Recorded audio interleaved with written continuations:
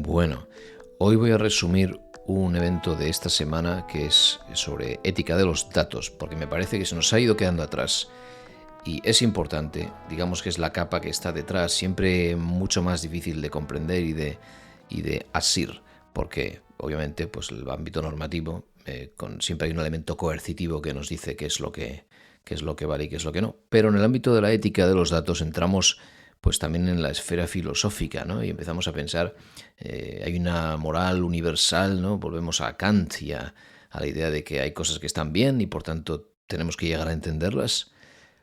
O vamos a Bentham y a muchos otros filósofos que han dicho, o del utilitarismo, ¿no? Que han dicho, no, si haces el bien, si el resultado es bueno, no importa que no hayas entendido qué es lo que universalmente es moralmente correcto, si es que eso existe. Sin entrar en este tema, porque se nos escaparía, sí que creo que a medida que avanzan estos equipos de ética de los datos, sobre todo en grandes empresas, están creciendo y tienen una relación cada vez más próxima con el equipo de protección de datos. Hay mucha interacción con DPO, hay mucha interacción con gestión de datos, analytics y con comercio electrónico. Y el evento iba de comercio electrónico, aunque había mucha gente del ámbito legal o del ámbito de compliance. Entonces, voy a hacer un resumen súper rápido porque estoy solo y de lo contrario sería muy aburrido. Sin entrar al detalle de la gente que estaba hablando, luego puedo poner en las notas quiénes eran. Hay gente, como digo, relativamente conocida, pues sobre todo en Reino Unido, gente como Stephanie Hare, que sale mucho en la BBC y ha escrito el libro de Is Technology Neutral? ¿Es neutral la tecnología? Y bueno, es una persona muy pública. Y otras personas que iré por ahí mencionando, pero lo relevante es cómo encontramos ciertas líneas argumentales para debatir. Realmente sí hubo debate, ¿no? Entonces, el primer tema que quiero tocar es ¿a quién corresponde juzgar? Es decir, ¿qué es ético y qué no lo es? ¿Y quién decide lo que es? Entonces, como decía antes, podríamos volver a la filosofía griega incluso a definir qué es la ética, ¿no? Pero ya tuvimos allí presente un debate de este cáliz con Catherine Kane, que propuso que eran las consecuencias y que por tanto no es tanto la intención como el resultado las que determinan que tenemos una buena política de ética de los datos. Y bueno, lo que vino a decir es que la prueba está en que a veces el mero pose y las relaciones públicas y bueno, lo que hacemos desde las empresas tantas veces, ¿no? Que es intentar demostrar un valor a la sociedad, cuando realmente rascas y ves mucho ficción y mucho fingir, pero que al final esto provoca unas expectativas en la sociedad y que tarde o temprano te rebota y te obliga a hacer aquello que prometiste. Entonces ella hablaba de una especie de viaje que empieza por la promesa no sincera y termina teniendo un impacto interesante. A ella le respondió David Mannheim, que decía que no, que esto es imposible, que la honestidad tiene que ser un punto de partida innegociable. Y aunque esto obviamente es el punto de vista más popular, sí que fue puntualizado después, ¿no? Hubo un debate sobre el ámbito medioambiental y expertos de sostenibilidad en comercio electrónico y que han tocado tanto la parte de retail, en moda, etcétera, como la parte de publicidad programática de bajo impacto medioambiental, ahora que está de moda, siendo todo lo polémico que es. Y mencionaban que, de hecho, pasó así. En el ámbito del medio ambiente empezó con lo que se llama greenwashing. Y a veces era muy claro que no era sincero el esfuerzo. Pero poco a poco se ha generado la expectativa y ahora como consumidores leemos las etiquetas y nos preocupa lo que hay. De forma tal que ahora ha rebotado la empresa y la empresa tiene que ser sincera, hasta el punto de que se habla incluso ya de autenticidad en algunas marcas que son capaces de reconocer lo que no son capaces de hacer, lo que no pueden hacer. Y bueno, entre ese dilema, entre es la intención o es el resultado, ¿no? Justifica el fin los medios, lo de siempre, Maquiavelo, etc. Pues Stephanie Hare, la keynote, la presentadora que abrió el evento, pues de forma muy salomónica planteó que la fórmula era La solución es co-crear un marco de ética de los datos con nuestros clientes y que eso nos permite encontrar el equilibrio adecuado. Y la realidad es que por ahí están yendo los tiros ahí fuera en diseño de programas de ética de los datos. Y de hecho Mark Stein, que es un líder en esto, en el ámbito de ética en tecnología, ha diseñado o habla de un proceso que se llama proceso participativo. Y realmente va en esta línea. Diré también que de hecho tocamos la idea del sello B Corp, ¿no? Este sello B Corp, que cada vez tienen más empresas que sabemos que no nos fiamos de ellas. Y sin embargo lo ves por todas partes. Estamos hablando de cómo se ha diluido el valor del sello de B Corp, como pasó en su día con muchas ISOs, etcétera, ¿no? Y cómo los peores contaminadores del planeta de repente acumulan en un año 10 y 15 sellos medioambientales que suenan bien, pero que esto cada vez suena menos sincero, con lo cual el propio sello se diluye, ¿no? Como decía, pues B Corp, pues no sé, Starbucks tiene un B Corp, y bueno, habrá quien se lo crea, ¿no? Después, Carlo Baratti habló sobre la ética en ventas, que es una cosa que parece una contradicción también en sí mismo, pero tocó un punto que también alimenta este debate, diciendo que, claro, cuidado con la intención. Él dijo realmente, tienes que decir la verdad, pero no imponer tu verdad a los demás. Y esto también nos da que pensar. Lo que alguien piensa que es ético o verdadero, si parte de la intención y no del resultado, también tiene el peligro de que todo el mundo piensa que su verdad es la verdad absoluta o que lo que ellos piensan es lo ético. Y ahora tenemos escenarios donde lo que alguien piensa que es necesario, otros piensan que es woke, ¿no? El concepto americano de ciertas políticas que son muy, muy controvertidas o muy polémicas. Entonces, ¿qué es lo correcto? ¿No? Y la prueba de ello es como precisamente en el libro de Stephanie Hare se habla de que la tecnología no es neutral porque a veces ha tocado tomar partido por parte de Meta o de Google cuando desde un lado del dilema del debate político se les acusaba de moderar y por tanto intervenir contra la libertad de expresión y por otro lado de moderar demasiado poco y por tanto no proteger contra la discriminación, etcétera, ¿no? Y ha habido muchos otros dilemas, ¿no? Apple con la seguridad frente al terrorismo, pero privacidad, en fin.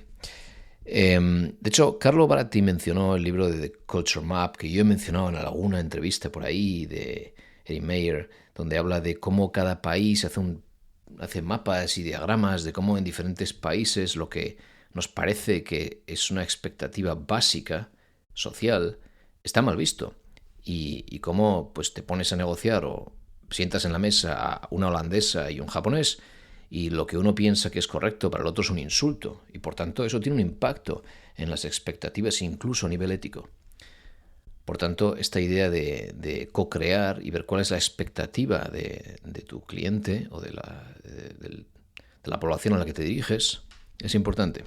Todavía abriendo más el debate, Diana Spehar, que es la líder de ética de los datos en Sky, por tanto del mundo Murdoch, Succession, pues ella explicó todo lo que ha montado en la casa para establecer buenas prácticas.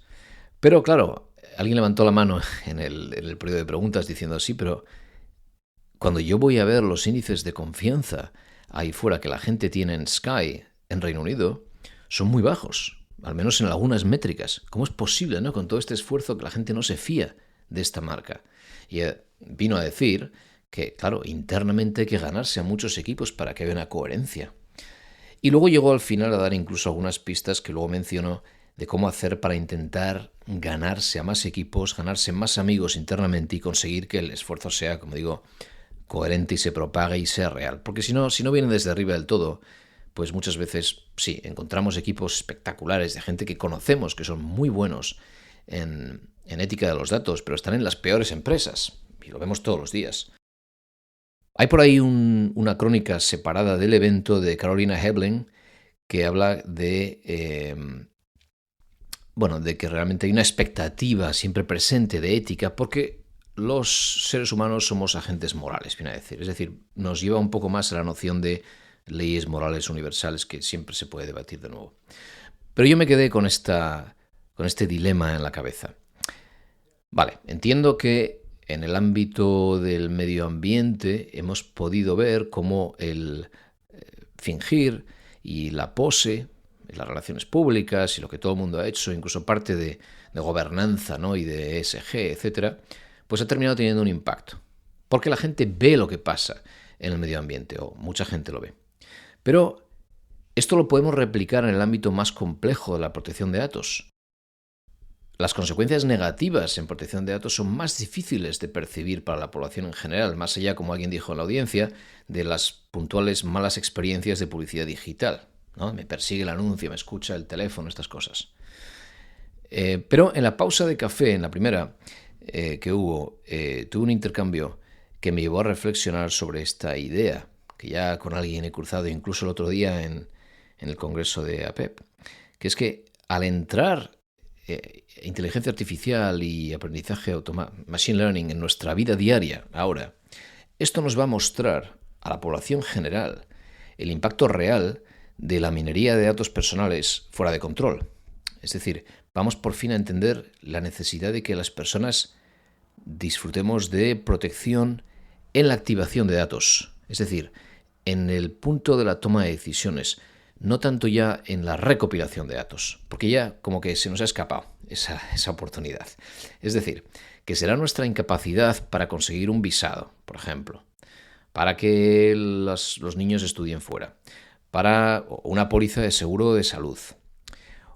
Pues sea esto lo que nos despierte a la realidad de que haber compartido imágenes de la fabada violenta que en su día nos tomamos, los lugares que visitamos, ¿no? Cuánto demostraban que a lo mejor vivíamos por encima de nuestras posibilidades, el contenido que leemos, ¿no? Qué tendencia tenemos incluso política por ello, alimentarán esta maquinaria y a la vez actúan como detonante para que esta propia maquinaria aplique su lógica sobre nosotros cuando menos nos lo esperamos.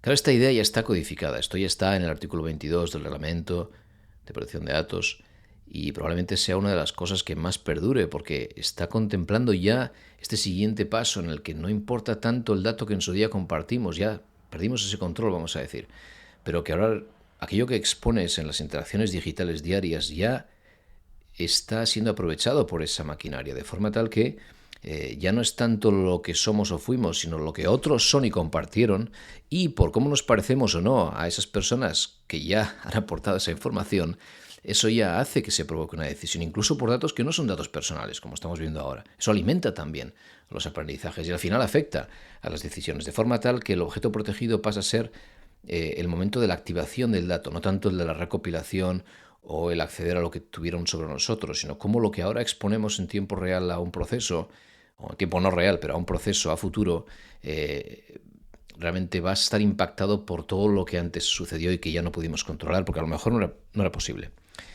Entonces, a esto voy a otro segundo tema relacionado. Harry Farmer, del investigador en el Instituto Ada Lovelace, que nos había ayudado a entender el concepto de ética de los datos, explicó que el enfoque continuo en la precisión diferencial en biometría, por ejemplo, ¿no? Esta discriminación en el ámbito de reconocimiento facial, esto es, por ejemplo, un ejemplo, ¿no? De problema técnico que tiene una solución técnica, pero no debemos obsesionarnos con ello, sino que debemos abordar el problema más amplio, a lo mejor es la discriminación, ¿no? Y esto pues se puede conectar bastante bien con lo que intentaba explicar yo justo ahora, acerca de inteligencia artificial, ¿no? El reglamento de inteligencia artificial de la Unión Europea, que sigue avanzando a toda velocidad, pues claro que puede servir para abordar esos efectos secundarios de la recopilación de datos que he mencionado, ¿no?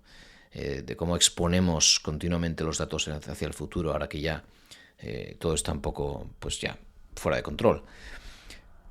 Pero a pesar de que sí puede servir como mecanismo, ya tenemos ese artículo 22 y resulta que hay un riesgo de que, de hecho el otro día estamos escuchando, ¿no? La Comisión Europea ha ido a por el último objeto, ¿no? La última moda, ¿no? Venga, vamos a ser los primeros que regulamos la inteligencia artificial. Vamos a meter otro gol al mundo, vamos a ser, ¿no? Leonardo Cervera decía el otro día, líderes de nuevo, como lo fuimos con el GDPR.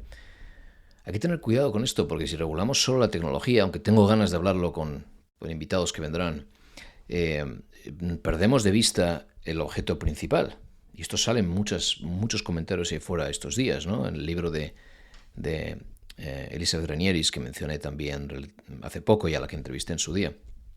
Es decir, si vamos a centrarnos en derechos humanos básicos, sesgos, libertad, privacidad, etc., ¿por qué vamos a regular una tecnología? Ya nos pasó que con ePrivacy Opt-in, con el cambio en ePrivacy artículo 5.3 en el 2009, nos centramos en almacenamiento local y cookies. Y mirad lo que pasa ahora, ¿no? Tenemos este desconcierto y esta falta de sincronización con el marco general que nunca se llegó a actualizar. Y justamente ayer, Christina Montgomery de IBM salió a declarar en el Senado americano, a la vez que Sam Altman de OpenAI, y a diferencia de Sam Altman, ella dijo que precisamente ahí estaba el riesgo, que había que tener cuidado con regular directamente AI, ¿no? Inteligencia artificial, una ley específica de inteligencia artificial, que vamos a regular cada tecnología. Por eso tengo ganas de debatirlo con más gente. El siguiente tema es protección de datos contra libre competencia y el hecho de que la ética de los datos sale cara. Aquí, Catherine Jarmull, que es investigadora, experta en privacidad y tecnología, que ha escrito un libro ahora en O'Reilly recién publicado cubriendo esta idea de aprendizaje automático más protección de datos y demás. En fin, ella dijo allí que había un peligro porque, un peligro. Resulta que son las grandes empresas, las grandes plataformas, las que se están sumando, las que están adoptando tecnologías de mejora de la privacidad, Privacy Enhancing Technologies, que hemos mencionado aquí en varias entrevistas, como aprendizaje federado, encriptación homomórfica, etc. Son ellas, no son los pequeños actores locales, europeos, etc. Y esto puede terminar desembocar en que sea precisamente Meta, Google, Amazon, Microsoft las que terminan estando más alineadas en sus prácticas con principios de privacidad desde el diseño. Y esto, pues, abre un debate también. Tienen más recursos, son capaces de hacer algo que realmente cuesta dinero. Y esto lo quiero conectar con un par de charlas que tuve en otra pausa de café.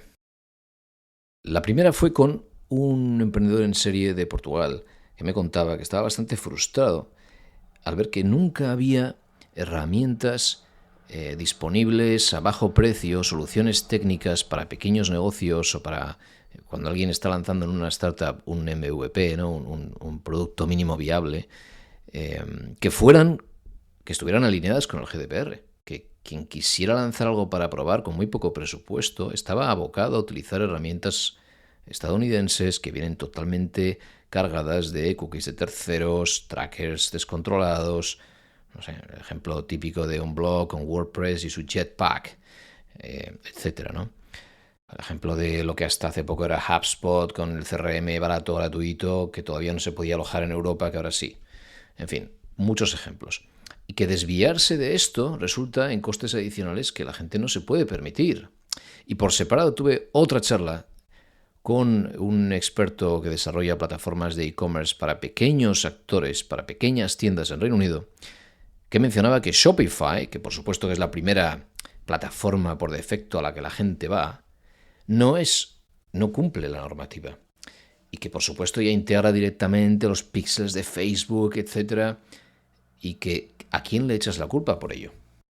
Entonces me di cuenta de que es muy fácil para muchos aquí, en este espacio, a decir, no, es que no sabes, ¿no? Es que, a ver, hay herramientas de Analytics que no usan cookies, que no usan dato granular, tienes Simple Analytics, Fathom, etcétera, tienes Seal Metrics en España, etcétera. Hay herramientas de automatización de marketing que se alojan localmente, que no tienen píxeles para medir por defecto la apertura de correos, etcétera, ¿no? Hay herramientas modulares de comercio electrónico que no tienen que venir con todo el pastel. Hay gestores de contenido que no tienen trackers por defecto. Pero se nos escapa que la molestia de configurar estas herramientas más complejas o encontrarlas y la diferencia de coste, que sigue no siendo trivial, afecta a pequeños negocios. Y claro, esto tiene un impacto en la idea de soberanía digital que se nos vende tanto desde Bruselas, o que vendemos tanto desde Bruselas, ¿no? soberanía digital, ¿cómo? Si resulta que el marco legal está empujando todavía más a los pequeños actores a o bien gastar un dinero que no tienen, por tanto ser menos competitivos, o bien ser totalmente dependientes de montar la tienda en Instagram, ¿no? Con ese checkout que ya te piden que hagas directamente ahí. O poner el frontend en Facebook, ya ni montas la web, como hacen en muchos países menos desarrollados, ¿no? O el marketing directamente fácil como te lo ponen en Google y Amazon, ¿no? Hablando de consecuencias que no estaban previstas en su día. Pero sumando a ello, Catherine King, que estaba en la primera mesa redonda sobre el concepto básico de ética, y Diana Spehar, que lleva el programa de ética de los datos en Sky, la he mencionado, pues señalaron que hacer ética de los datos, lanzar un programa es caro.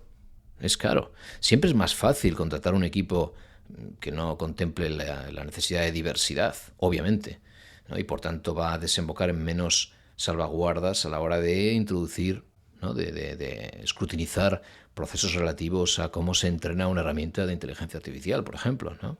Y Wazag Ndungu, que lleva la parte de compliance de SAIS en Alemania, las lentes y otras cosas, decía que habían hablado internamente de aplicar una moratoria a AI generativo durante un tiempo, porque todavía tenían bastante miedo.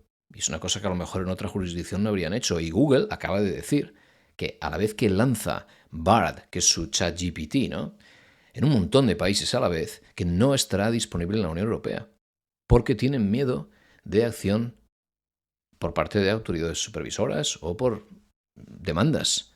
Y de hecho aciertan, porque allí mismo se discutió que NOYB, por tanto Max Schrems y asociados, piensan llevar a juicio, demandar a OpenAI.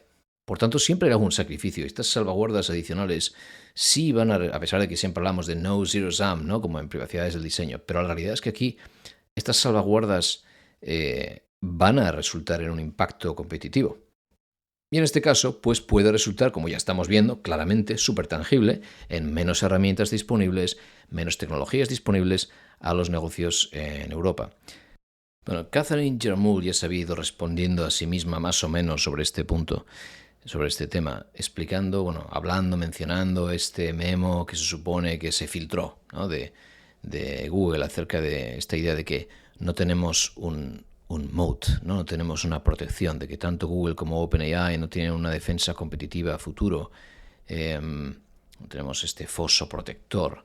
Y hablando de que ya en ese memo reconocen que las tecnologías de código abierto, sobre todo después de que Meta soltara ahí fuera esos algoritmos abiertos, donde la comunidad puede sin más ya volar libre. Y entonces ella mencionaba que, perderemos el acceso a estas herramientas que ahora no respetan los principios y los inspiradores, ¿no?, del marco legal europeo, etcétera, pero no importa, porque la comunidad podrá crear cosas con menos toxicidad, etcétera. Pero esto también está siendo cuestionado, esta idea de que realmente cualquiera pueda conseguir lo mismo con un algoritmo entrenado en un servidor de andar por casa. Y la prueba de ello es un informe que salió la semana pasada en El Economist acerca de por qué China no deja de fallar. En China no consiguen nunca reproducir lo que ha conseguido OpenAI o incluso Bard en Google, incluso con algoritmos que llevan muchos más parámetros, como el ejemplo de Ernie que mencionamos creo hace poco en una entrevista, y que no lo consiguen porque a la hora de entrenar no tienen acceso al mismo volumen, ¿no? Por un lado porque obviamente hay censura, ¿no?, y por otro lado porque en China Internet ha crecido alrededor de estos jardines amurallados de aplicaciones muy cerradas, ¿verdad?, donde esa naturaleza de que es una app cerrada, una super app donde todo lo haces ahí, pues no es indexable o no con la misma facilidad, de forma tal que, ¿qué pasa?, que si tú no tienes acceso a semejante volumen de información ahí fuera o no puedes procesarlo o no tienes el dinero sin más para hacerlo, a lo mejor tendrás un algoritmo muy competitivo, tendrás datos no tóxicos, pero puedes ser tan eficiente. Pero a lo mejor esto es una buena noticia, esta desventaja competitiva europea, por llamarlo de alguna manera, porque el siguiente tema es que el crecimiento es el enemigo. Cecilia Scolaro, en un panel con Will Pickett y Alessandro Lovisetto, que es precisamente el de sostenibilidad, había explicado que realmente tenemos que enfrentarnos a una realidad, que es que el crecimiento continuo, crecer, siempre hacia adelante, siempre más, es incompatible con la sostenibilidad y con el medio ambiente y con cuidar el planeta. Y esto lo apoyó Francesco Bottigliero, que es el ICEO, como se llama a sí mismo, de Brunello Cucinelli, una marca de ropa artesana y muy centrada en su comunidad en Italia. Y hablaba de que el enfoque en resultados a corto, de nuevo, crecimiento a toda costa, hace muy difícil tener un impacto positivo en la comunidad local. Pero bueno, hay otro tema también mucho más tangible que tocamos a continuación o que tocamos en diferentes partes, que es que los banners de cookies, que los dichosos faldones de cookies, son todo lo contrario del control individual. Pero es que esto en este podcast, si lo digo ya, canso demasiado. Lo que pasa que también, prometo que no tuve nada que ver en el asunto, pero fue un tema muy compartido. También se sumó a esta idea la idea de que CRO, o la optimización de la conversión, del ratio de conversión, pues no está alineada tampoco con la centralidad en el cliente. En primer lugar, pues sobre los banners, Rhiannon Hunger explicó que las herramientas de gestión de consentimiento son la peor experiencia posible a la hora de dar la bienvenida a la gente en una web. Pues en el caso de comercio electrónico, que nos tenía allí muy claro, pero también en otros, ¿no? Y Francesco, también de Brunello Cucinelli, también había explicado que no ha cambiado nada. Tenemos esta molestia, pero sigue habiendo cross-domain tracking, ¿no? Cookies de tercera parte, etc., ¿no? Y Borja Santaolalla, de Empathy, explicó que una tendencia que se estaba imponiendo y que claramente era mucho más lógica era aguantar, no lanzar el consentimiento al aparecer en la web y que esa sea el primer impacto, la primera experiencia que tiene la gente de tu marca. Y esperar hasta que el dato fuera realmente necesario. No recabar nada todavía y cuando sea necesario que la gente sepa por qué es necesario y en qué momento. Y ya está. Y de esa manera al principio solo habría cookies exentas, en el caso de las cookies, y por tanto no haría falta nada a nivel de faldón. Ya antes, Catherine Jarmull, que la he mencionado antes, había compartido una alternativa de consentimiento ultragranular. Un ejemplo que luego durante el turno de preguntas la gente ya cuestionó si esto había pasado por el filtro de UX, y porque realmente es muy complejo. Y por supuesto que tanta complejidad, siempre lo de siempre, principio de transparencia, hasta qué punto se puede cumplir cuando hay semejante disonancia cognitiva y la idea de que el control siempre va a ir en dirección contraria a la conveniencia y UX parece que premia la conveniencia, pero es otro debate. Lo que sí explicó Rhiannon Hunger es que en vez de tener recolección de datos basada en este consentimiento impostado, donde si se hace bien no hay muestra, si se hace mal la muestra en teoría no es válida, etc., explicó que deberíamos co-crear insights, por tanto insights para analytics, etc., con el propio cliente, del mismo modo que co-creamos experiencias. Y marcando o haciendo hincapié en la importancia de las conversaciones a varios niveles. Por otro lado, Andreas Wagner y Roger Boivets, viniendo de Alemania y de Holanda respectivamente, se sumaron a esta idea de que sea el cliente quien determina cómo se optimiza la experiencia. Entonces, el primero, Andreas, expuso pruebas bastante tangibles de que si das al cliente el espacio para la exploración de productos en el contexto de comercio electrónico, que de otro modo están escondidos en la navegación cuando intentas empujar algo muy personalizado, esto tiene más impacto en ventas que estar esperando por la recolección de eventos y, por tanto, los insights, las conclusiones que sacas de su análisis antes de presentar o empujar algo. Y enseñó ejemplos con métricas, etcétera, de clientes reales. Y el segundo, Roger, explicó que en la taxonomía de productos debería ser el cliente quien decide cómo se describe un producto, cuáles son sus ancillares, ya no recuerdo cuál es la palabra aquí, pero para garantizar que se habla el mismo idioma el idioma de la gente, que es el cliente, ¿no? En vez del idioma de quien lleva el almacén. Y en general llegamos al convencimiento común de que es el cliente quien debería decidir qué preferencias o necesidades comparten con una marca frente a algo sobre lo que no tienes control. Un dilema que hemos tocado tanto aquí que ya no incido en ello.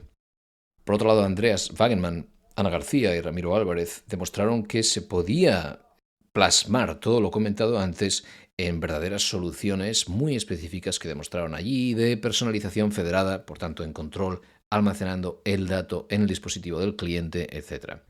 Y ya dejando estos temas al lado, Rhiannon Hanger habló de que el CRO, esta idea de optimizar el ratio de conversión, nos había metido en un proceso en el que la gente estaba en esa especie de callejón sin salida, donde nadie se atreve, una vez que entras en el funnel de checkout, ¿no?, a tocar nada, ni a preguntar al cliente qué piensa, ni a hacer un esfuerzo de lo que se llama Voice of Customer, porque es como un espacio sagrado en el que hay que empujar a la gente hasta el final, ¿no?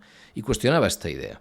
E incluso se atrevió a diferenciar entre la perspectiva, la percepción de mi dato como dato, la versión proprietarian, como llamó ella, y dignataria, o propietaria y dignataria. Mi dato como una commodity, algo que es objeto de compraventa, y que, como siempre decimos aquí, es una visión normalmente poco madura, o eso creo yo, y dignataria, ¿no? Mi dato como parte de mí mismo.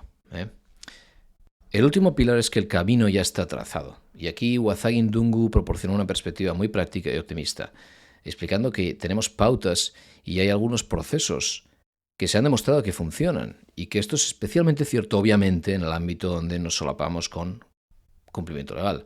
Mencionó los principios de la inteligencia artificial de la OCDE. Destacó la importancia de las evaluaciones de impacto, obviamente, los DPIAs o PIAs, como hizo también relativamente, hace muy poco Mar España en el evento de la PEP, que recuerdo, ¿no? Incidió sobre la importancia de las evaluaciones de impacto.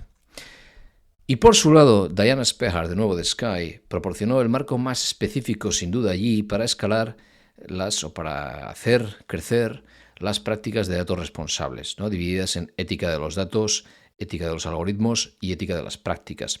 Esto junto con algunos consejos sobre cómo hacer amigos, entre comillas, dentro de la organización que es más grande, la organización más compleja, y por tanto tener un impacto real, para que no pase aquello de lo que la acusaban al principio, ¿no?, que decía, de la que lo acusaban en las preguntas realmente. Que es que haya esa disparidad entre lo que la gente piensa de la empresa y el esfuerzo que hacen a nivel de ética de los datos, o que parece que hacen algunos departamentos. Ella aportó 3 narrativas que suelen funcionar, suelen ser efectivas para atraer a otros a su causa, ¿no? Uno de ellos es, obviamente, cumplimiento normativo. Otra de ellas es retención, la confianza del cliente. Y otra de ellas es respaldar la marca, por tanto el esfuerzo que tendrá un impacto a nivel de adquisición. Y explicó que se puede incluso crear un abanico de KPIs, de métricas de seguimiento específicas en el contexto de un marco de madurez o de un esquema de madurez, un diagrama o programa de madurez de la ética de los datos en la empresa. Y el broche final es que ella misma terminó coincidiendo también con Stephanie Hare en la idea de que esto es un esfuerzo de co-creación, hay que hablar con el cliente y esto nos ayudará a comprender cuáles son las palancas concretas que generan confianza en cada industria, ¿no? Estamos siendo abandonados por otras empresas más éticas. Por ejemplo, en España, pues lo que pasó en su día con, ¿no?, Pepefon contra, ¿no?, Telefónica, Vodafone, etc., ¿no? Es un ejemplo. En fin, espero abrir el debate más amplio en próximas semanas. Habrá más cosas del Ethical Commerce Alliance y seguiremos con entrevistas muy pronto. Gracias.